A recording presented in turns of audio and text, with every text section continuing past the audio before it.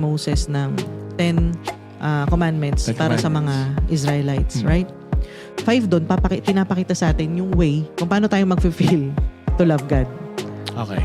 So, 5 doon. 5 doon. Halimbawa, hindi natin siya, sumamba tayo sa ibang Diyos, gumawa tayo ng rebulto, ginamit natin yung pangalan niya in vain, ganyan. And then 5 doon, ipapakita sa atin kung paano tayo mag-fail to love people. Tulad nung pagpatay, pagnakaw, yes, adultery. Yeah.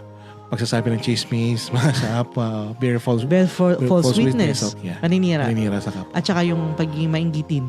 Yeah. So makikita natin doon that doon sa 10 na yun, yung 5 para kay God, 5 para sa tao, it is really connected. No? Deeply connected sila. Meaning, when we fail to love people, we fail to love God. Yeah.